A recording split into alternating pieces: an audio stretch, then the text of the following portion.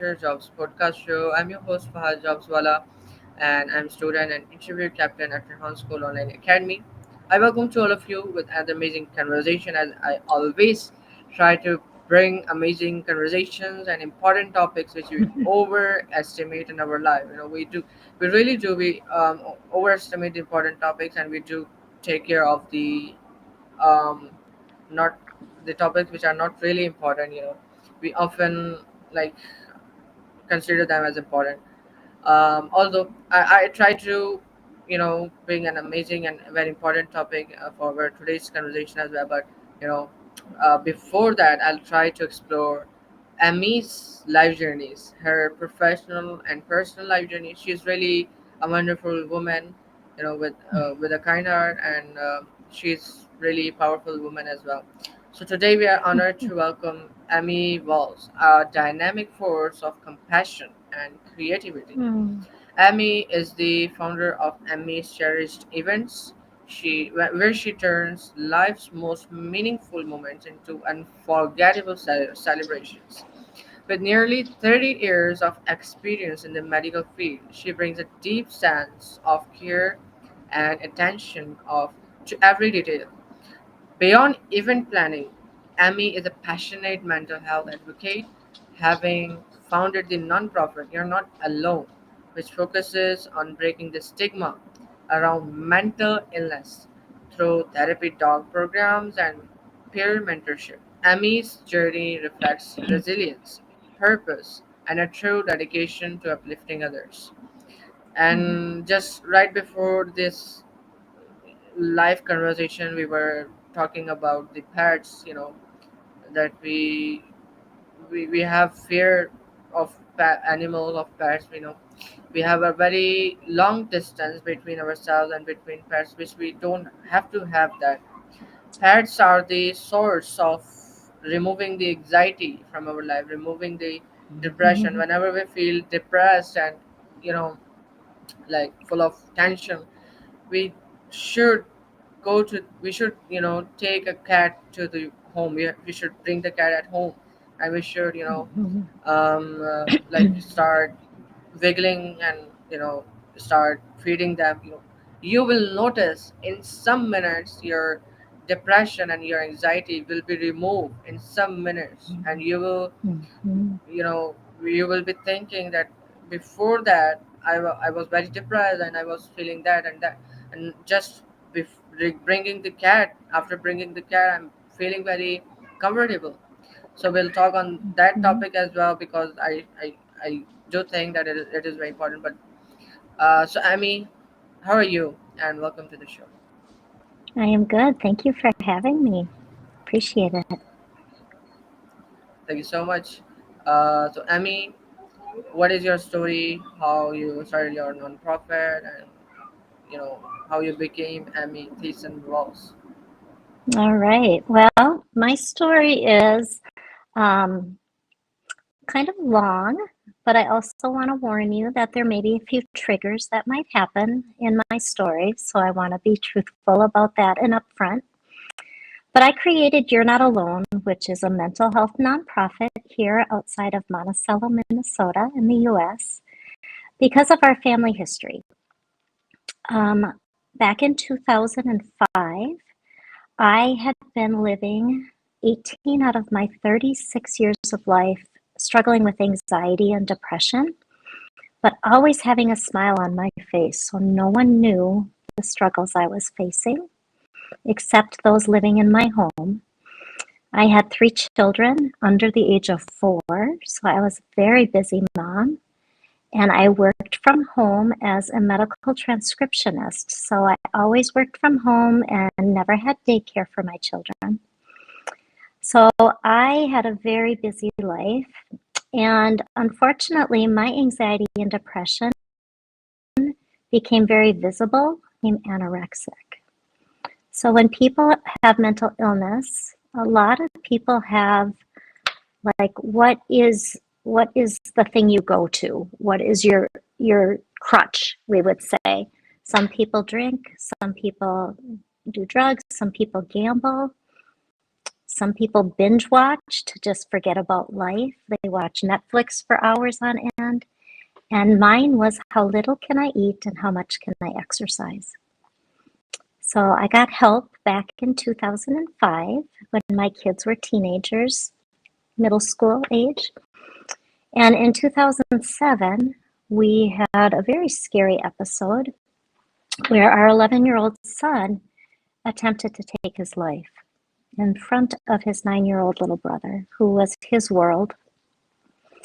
And that memory will always stay, I think, fresh in my mind. But by getting him to the emergency room that night, we finally learned what was causing him such distress. I just assumed it was because his mother, me, was ill and was struggling. But they asked him if someone was hurting him, and he said yes. And we had no clue. We didn't know if it was an adult or we had no idea. So finally he came up and being physically bullied in the school for months and had never spoken it to anyone. And that caused him to go into such a dark depression. It caused him to dream at night that he had bullies in his bedroom, so he wasn't sleeping. And so that was a really hard thing. It's one thing to be depressed yourself, but then to have a child struggling so greatly, that's when it really hurts hard.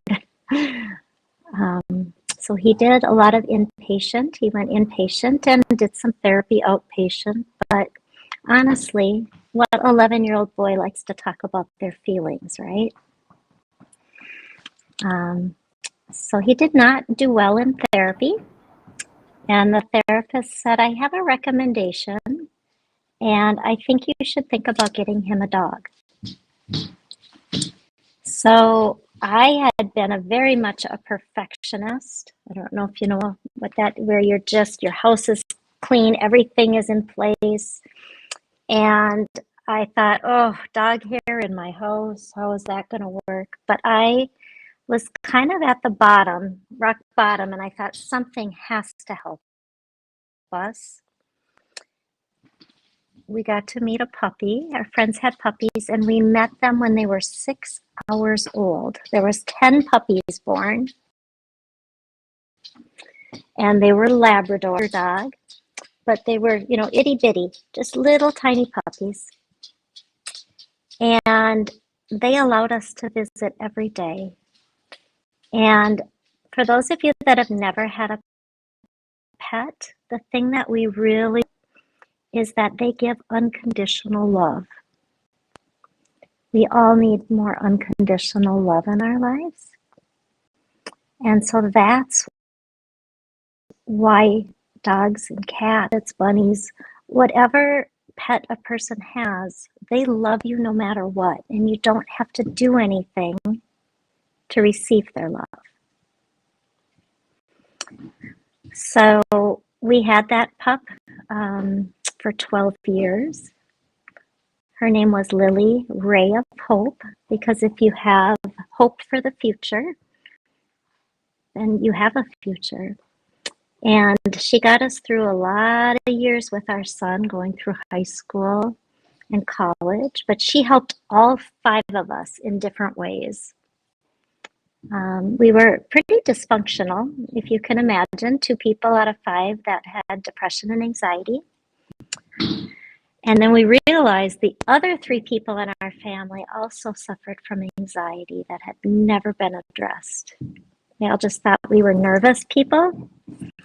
So 5 people with anxiety in one family is pretty dysfunctional.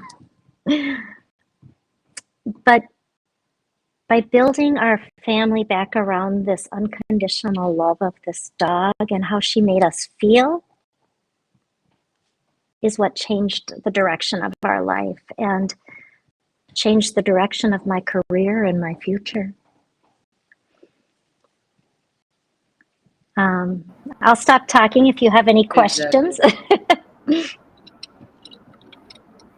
No, you've already mentioned that your story is a bit longer And I just wanted to mention that, as I mentioned earlier as well, that Amy is a really strong woman, and the situation she just mentioned about herself and about her child, it's really serious, that they were going through from anxiety. And what can you expect from an 11-year child? Mhm. Up, he would play in the background, he would study, but anxiety, it's really rare, Yeah. expecting anxiety from an 11-year-old teenager. It's, no one can expect that, and it's really unexpected. Especially in 2007. So in our culture, back then, nobody talked about depression and anxiety. We called it had a severe stigma, if you know what that means. Um, I don't know if you have what we call a stigma around mental illness, where for many years no one talked about it. It was a topic that no one would discuss. And so we felt very much alone. Um, I didn't know any other parents that had a child at that point that had attempted suicide or that had depression and anxiety. And people looked at you differently if you say I had mental illness. Um, so you did have that. So that was very much. I always say I felt like we were on an island all by ourselves. Um, and because mental illness has so many layers to it and so many situations, um, where you would want to go out in public to do an event and your child would just like, nope, I can't do it, throw a fit, and then we wouldn't do it. So anxiety is very serious because it can be debilitating, where people get stuck in their houses and don't want to leave.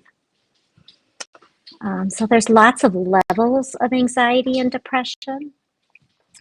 And depression, if you've never experienced um, it is like being in a tunnel, in a dark tunnel. You're stuck in the middle. You don't see any light. Everything is dark, and there is no hope. And I'm a very positive person, even as a youngster. Um, but to be overcome by You that, really are. yeah, to be overcome by that, and it's all chemical balance. It's not a weakness. It wasn't that I, set out to not to end up with depression. It's a chemical imbalance. And our role now, and COVID, actually, when I speak, I talk about the one blessing of COVID. We can finally speak about mental illness, and people that had never experienced depression and anxiety may have experienced that during the pandemic and have a better understanding of what that feels like. So our mission, so a nonprofit, we always have a mission. Our mission is to shatter that stigma of mental illness, one therapy dog at a time. So what does that mean? What is a therapy dog, right? So you have pets in your culture, but they're at a distance as far as a dog is concerned. In our culture, pets become family. So some people that live on farms have pets that live outside and they don't think much of it, where there are so many American families that we have pets in our home. And I have two of them right now that are playing right here and wrestling. I don't think you can hear them, but they are wrestling right now and playing. I can. Do you want me to? Can you show them? Yeah, I can. So there they are. They're kind of hugging. Oh, how Yep. cute! So they're, How cute they are. yeah. So they love to play.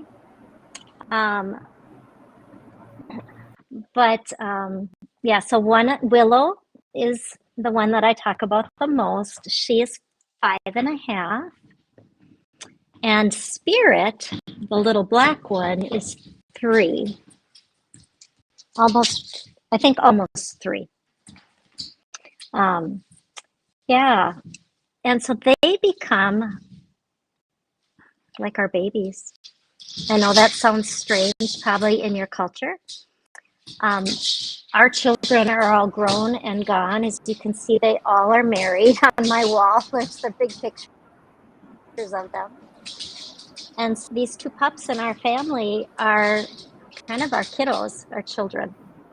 And that's really very common in America. People bring their dogs to breweries and they take them to festivals. Um, a lot of places will accept dogs in our culture. Amazing.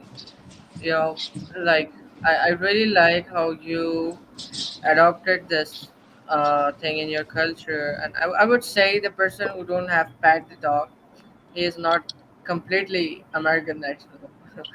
There's like kind of a statement, but I really like that, and in our culture that is not like strange to dogs, Okay. but because we have a stray dogs and we don't really have like pet dogs. We have stray dogs. Stray We do have dogs. stray dogs, and people in our street, they do feed them. They provide them food. But outside of the house, not Yep.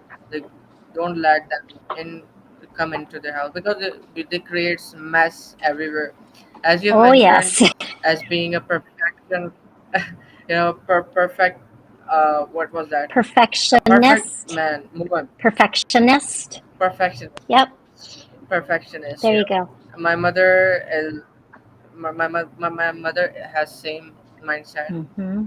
and that is the reason why she didn't let any animal come into the Yep. house. That is really amazing. So, Yep. Amy, like we how we can take this in our culture as well, like the countries, the Mm-hmm. people who are not adopting this, how we can make them to adopt this. Okay. So just like I told you before, I want to talk about what happens in our brain when we actually see an animal.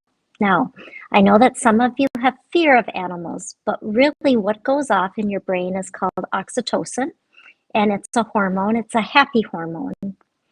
So when you see an animal, you actually feel some happiness. It's a chemical reaction.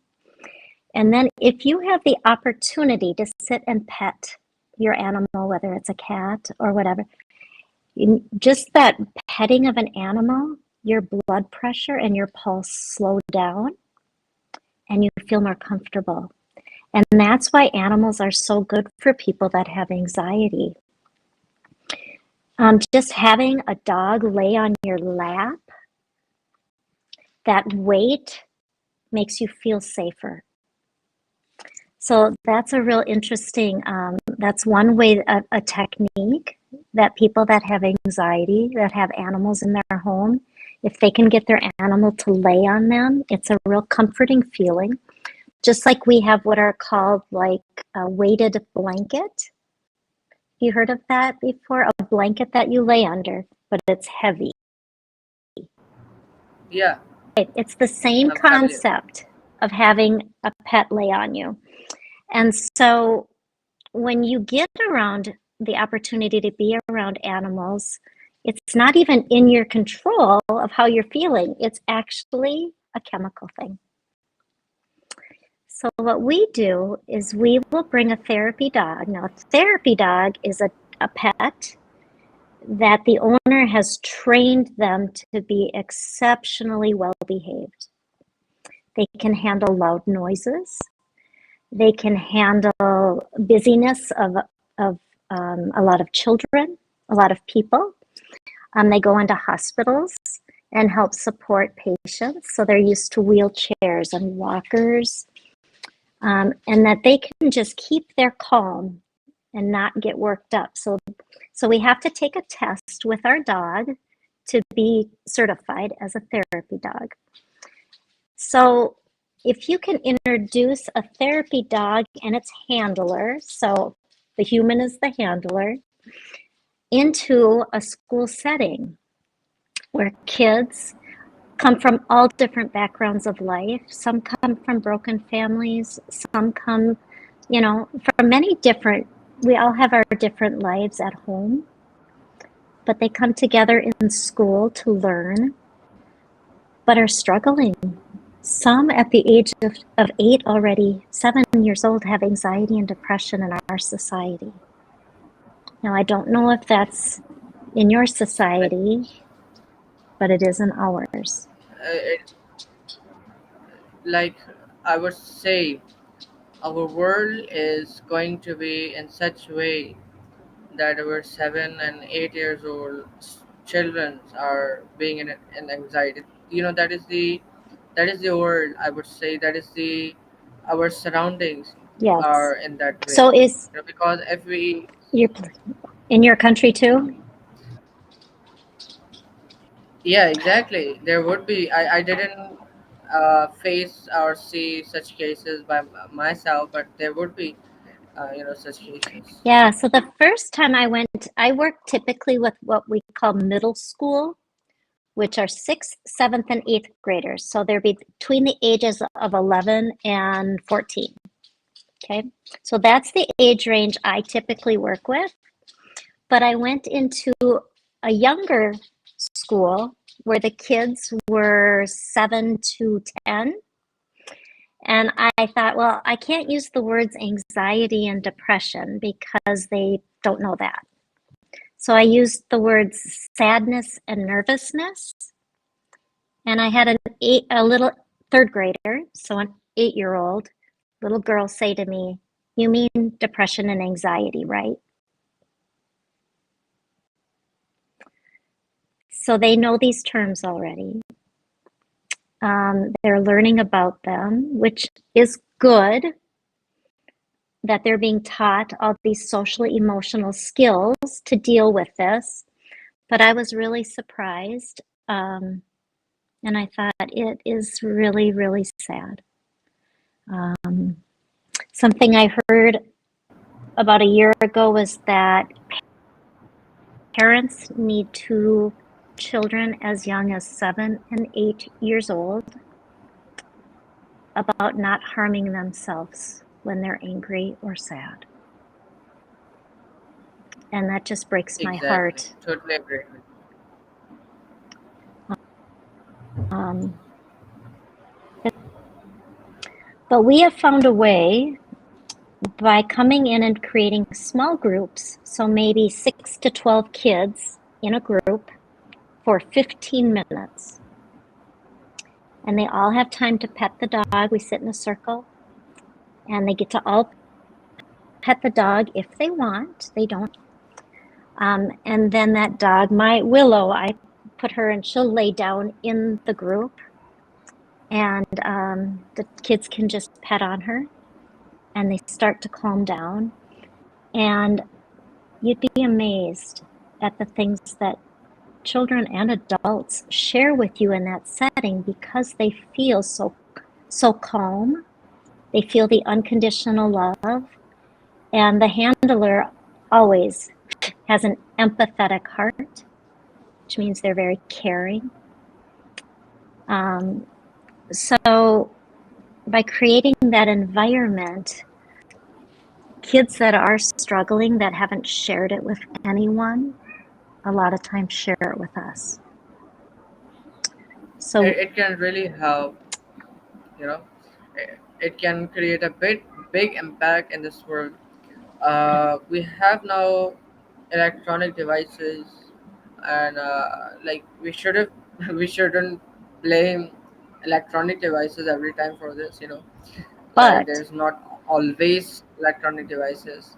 There are some kind of people as well in our society who like say in such way. I don't know, according to the things I've experienced around because it is same, around the globe, Okay. not in just in this Okay. country, not in just in that country. So what I was saying, that it's really great. How great is that our God is really wants this, you know actually our God wants this, because when we, as you've mentioned, that chemical goes, Hmm. up, and that hormone, Yep. happy hormone, when Yep. we pet cat, when we pet dog, and when we Hmm. play with them, when we spend our time with them. So like it is the creator who did that. You know, Exactly. it can't happen by itself. How beautiful that thing is. So you've mentioned about the dogs. Hmm. Petting dogs can be a source of removing depression. So can it happen with the cats as well? Absolutely. Because some cultures allow Any cat, animal. instead of Yep. dogs. So in our society here, horses and dogs are really known for their therapeutic characteristics. Cats do the same thing. I always joke, though, cats aren't as people-y as dogs. They're not as people pleasing. Cats are a little more eccentric. Some can be cuddly, um, but as a whole, dogs are a little bit more cuddly. You know what that means? They like to cuddle and yeah, okay. But um, any animals for you. And we need to find ways. So I always say, what do you put in your mental health toolbox that helps you feel better? So in my mental health toolbox, I put music and reading and walking, nature. Faith is a huge one, and having a dog. Amazing. That's not for everyone, but you have to find what helps you keep you out of that darkness and that anxiety inducing behavior. In America, we are pushing ourselves so hard for what you dream. And we work too much. Our We really kids, we really do. It's sad. Um, and I think that's part of our problem here. Our parents are so busy, the kids aren't, should get for attention and love. Our kids are involved in constantly in sports and activities, and that's wonderful. My kids loved all of that, but being older, being in my mid 50s now, I look back and I think, oh, wow, that was a lot of running and not a lot of quality family time. Um, so exactly. I something, mean, hmm uh, that is the reason why it is causing, and yeah, because that is the reason why America is the most top, yeah, most successful, economical successful country in the world, because their people are really hardworking people. But because they are hardworking, they often forgot that they have family as well. They hmm spend less time with their family, which we all have yeah, to. yeah, They're around the globe. We have to talk around the globe, because there is not only the country America which have this. There's a lot of hmm countries. So overall, if we see that parents should spend their time with their kids, and their they should let their kids to share their stories, their daily routines with them. That Yeah, Yes. like when this thing was happened with them, and how was that their experience at their school. All these kind of things can Hmm. you know help their kids feel that they have someone, they have their parents with them, and they Yeah, have their supportive family members who can help them in such difficult time. uh exactly. yeah, But exactly. some people, like myself, okay, so I always wanted, as a child, wanted everyone to think that I was, everything good, patient, kind, loving. But I would never wanted to have shared like what was really going on in my head with like a school counselor or a teacher, because then every day I would feel they knew that about me and they would think less of me. So that was the culture back then, because you never shared about mental illness or anything like that.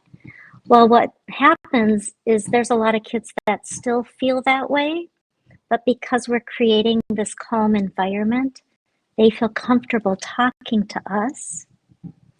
But we have a staff member from the school with us, and then they can get them the help that they need.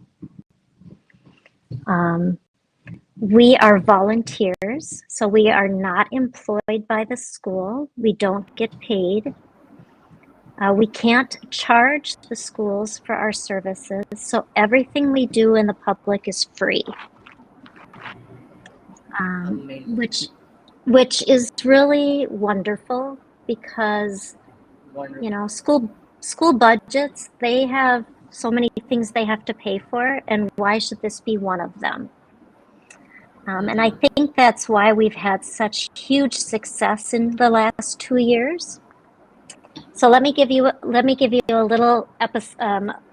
little idea of how quickly You're Not Alone has grown. Okay, so this is Willow, my pup Willow, and she was the only therapy dog 2 years ago, like right now.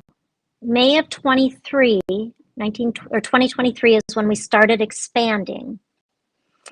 We now have 50 therapy dogs that go to schools weekly. And some of these dogs actually work in the Amazing. school with their owner. For example, I'm going to show you one that goes to school every day. His mom is a social worker. So this is Remy. And Remy goes to a school with kids ages 6 through 10. He's there every day in the office with his social working human. And he has made a huge difference in the school. The school feels because of his presence. And it changes the whole feeling of a school when there is an animal present like that. So that is Amazing. called, yeah, isn't that neat? That's called a facility dog, which means it works at a facility, at a school, at a business, at a corporation, at a hospital. Those are facility dogs. And it changes the whole morale of the environment. So we have 5 facility dogs that go to school almost every day with their owner. And the rest of us go to a school once a week for 2 hours at a time. And when I first started with Willow, we called it Wednesdays with Willow. And I did that for 2 years. And then I realized I think we have something really special here. And that's when we expanded and started, that was like what we call the pilot program. And then a news station came and did a story on us, and it went nationwide, all throughout the United States. They played our story, and we had no idea it was going to go that far. And so that shot us into action. And so last year's school year, our first year that we expanded from one school, our goal was to get into 10 schools, 10 different dogs, different schools, different cities. And we got into 23 schools last year. Amazing. So, and now this year, we just hit our 50th therapy dog team, and we're in 43 schools. And then we do 3 after school programs. And now this summer, we're going to do a summer program where kids go for like activities while their parents are working. Yeah, so it's That would be growing great as well. rapidly. We're not just in Minnesota. We're across the border in Hudson, Wisconsin. So that's a school district where they want a dog in every school, and we need 4 more. We have 4 right now, and we need 4 more. And then we even have a team way out east in Providence, Rhode Island, out by Boston. And that was because a young girl found us on Google and wanted to create the program there. So, Like 50, you mentioned about the 53 dogs. yeah. So we have 50 dogs right now. And I'm constantly adding more teams. So I do an info session on Zoom once a month on how people can take just their pet to become a therapy dog team and volunteer their time. And I have volunteered in so many different ways in my lifetime, but this one is the most fulfilling because you're bringing joy to people everywhere you go. So it is the best kind of volunteering you can do. It makes you feel so good to make other people feel good. It's the great legacy you have, and if somebody will continue with your legacy, like people are going to remember you for decades, for Mm. centuries, just because of this work, Oh, because you're doing this thank for you. non-profit, you know like you don't have any kind of support of money. You're not working for money, you're working non-profitably, Right. non-profitably, you know with Yep. no money. Yep. For 3 years, I built the nonprofit for nothing, no pay. But I called it, in America, we call that a labor of love. I don't know if you have that uh, term over there, but that's an American slang. So for 3 years, I built it, and now finally I am getting a paycheck. So I'm getting a little pay now. you deserve it, because you've Thank already gone you. through from this. It's really important, like people should support these Mm, kind of people more and more, who are helping to thank make you. this world a better place, as I usually mention. Like you're Yeah. actually helping to make this world a better place. We have to have such more amazing people like Amy, who should work Hmm. on these small areas. We should cover these small areas which can really help us to Oh, live absolutely. comfortably in this world. Yeah. So thank you so much, Hmm. Amy, for giving me your Thank you. precious and valuable time for this podcast. And I really, I would say, enjoyed, from this conversation. And the work I you're did doing too. is really amazing. You can imagine, you just showed your 2 dogs were fighting with and playing with each other. It really felt me very comfortable. It Good. felt Yeah. me very comfortable. I just Hmm. see them for almost 3 seconds, and it really felt me very good. So thank you Well, so much, good. Amy, for doing that Thank as well. And you. thank you so much, people, for watching and listening to us. Inshallah, meet you soon with an amazing podcast with an amazing guest. Here it is.